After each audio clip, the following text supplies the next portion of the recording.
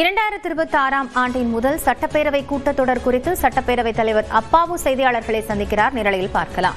ஆளுநர் உரையினை மாண்புமிகு ஆளுநர் அவர்கள் அன்றே காலை 9:30 மணிக்கு சட்டமன்றத்திலே வாசித்து அளிப்பார்கள்.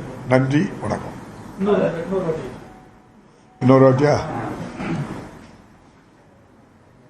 அடுத்த ஆண்டு 2026 ஆண்டுக்கான முதல் சட்டமன்ற கூட்டத்தொடரினை மாண்புமிகு ஆளுநர் அவர்கள் இந்திய அரசியலமைப்பு சட்டம் பிரிவு 174 ஒன்றின் கீழ் நம்முடைய தமிழ்நாடு தலைமைச் செயலக வளாகத்தில் அமைந்துள்ள சட்டப்பேரவை மண்டபத்தில் ஜனவரி திங்கள் 20ஆம் நாள் காலை 9:30 மணிக்கு கூட்டியுள்ளார்கள்.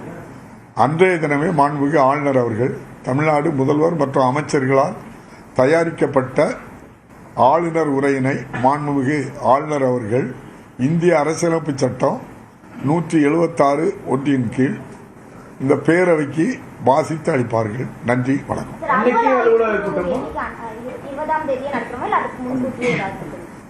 அது நான் அன்னைக்கு தான் நடத்துவோம். எப்பவுமே அப்படிதான் நடக்கும். நீங்க முறையை மாத்துவீங்க. 2025 அந்த முதல் உரையில ஆளுநர் சில நிமிடங்களிலே வெளியே போயிருக்காரு. இந்த தேசிய கீதம் சம்பந்தமாக தான் அந்த பேசப்பட்டது. வரக்கூடிய 2026 தமிழ்நாடு அரசு சட்டமன்ற செயலகம் பின்பற்றக்கூடிய அதே மரபு தான் தொடருமா, இல்லை அதில் எதுவும் மாற்றங்கள் இருக்கா? தமிழ்நாட்டில் எதையும் மாற்றுவோமா? மரபுகளை மாற்றவே மாட்டோம். அதே மரபு தான் நடக்கும். மாண்புமிகு ஆளுநர் அவர்கள் நம்முடைய சட்டப்பேரவையினுடைய மாண்பை நிச்சயமாக காப்பாற்றுவார் என்று நம்புகிறேன். இந்த கூட்டத்தொடரில் இடைக்கால பட்ஜெட் தொடர்பான கூட்டமும் தொடர்ந்து நடக்குமா? நம்ம அலுவல் ஆய்வுக்குள்ள கேட்டு முடிவு பண்ணிடுவோம், அவ்வளவுதானே.